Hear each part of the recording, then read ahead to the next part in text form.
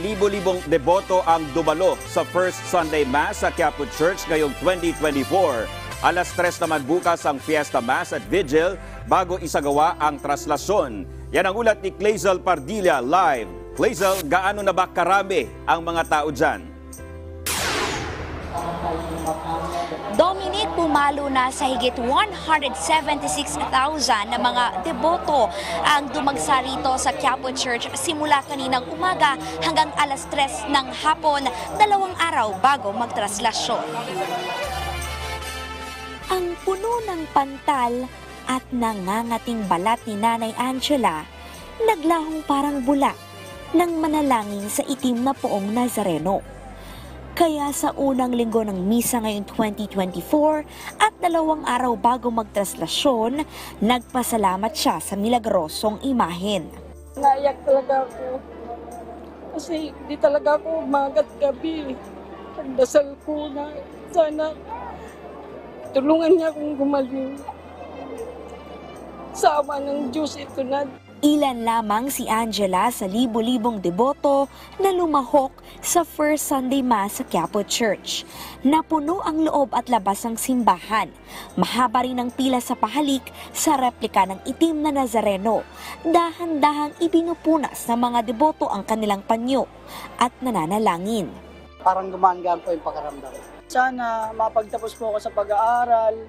Sana mabigyan po ako ng magandang buhay, magandang kinabukasan. Hindi na makalain po na akala namin ay Biyernes lang, nung first Friday lang ganito dudumog. Pero kahapon Sabado at ngayon ho, ay talaga makikita natin yung kapal ng bilang ng mga debotong. Tiyak na mas darami pa anilang deboto ang daragsa sa mismong araw ng traslasyon sa January 9.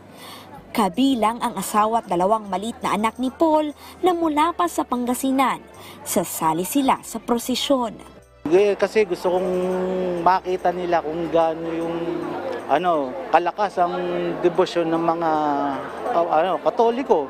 Subok na simula pa sa ibang henerasyon namin, talagang hindi kami pinababayaan ng Poong Hesus Nazareno. Handa na ang mga iho na aagapay sa traslasyon. Tulad ni Antonio na 20 taon ng iho.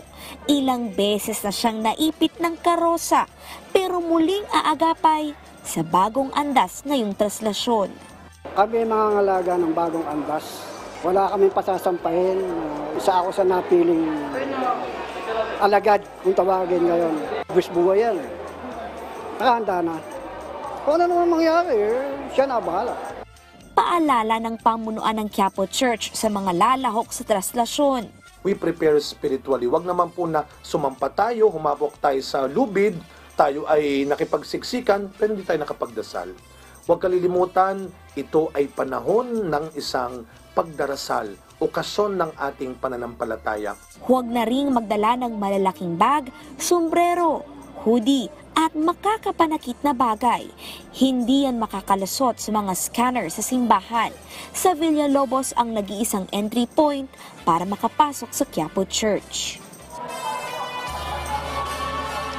Dominic, sa mga oras na ito ay patuloy ang pagdating ng mga deboto dito sa Quiapo Church para humabol sa huling misa mamayang alas 8 ng gabi. At kung makikita mo nga sa aking likuran, kahit na marami yung mga tao, very organized naman sa tulong na rin ng mga ihos na umaalalay at umaagapay sa kanila. Samantala, bukas, Dominic, alas 3 ng hapon, mag-uumpisa na yung 33 misa o yung Fiesta Mass at sasabayan yan ng vigil na bahagi ng paghahanda sa traslasyon.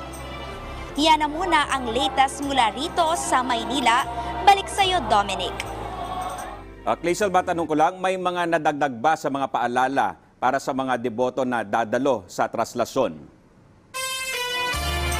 Dominic, paulit-ulit na pinapaalalahanan ng pamunuan ng Quiapo Church yung mga deboto na huwag nang magdala ng mga malalaking bag para hindi na rin makaabala sa iba pang deboto, pati na rin yung mga matutulis na bagay. Dapat yan ay iiwan na natin sa ating mga tahanan. Kahit na may mangilan-ngilan na nahuhulihan para sa pamunuan ng Quiapo Church, generally peaceful ang sitwasyon dito sa Quiapo, Maynila at nananawagan sila na na panatilihin yung ganitong kondisyon hanggang sa traslasyon January 9. Dominic?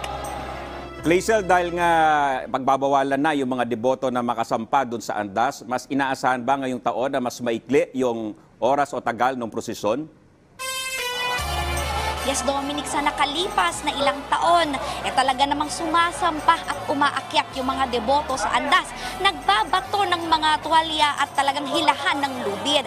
Pero nga dahil sa bagong andas at hindi na nga papayagan yung pag-akyat sa karosa, inaasahan na mas bibilis at mas magiging organized, mas magiging payapa yung traslasyon ngayong 2024. Dominic? Alright, maraming salamat, Clazel Pardilla. Ingat ka dyan.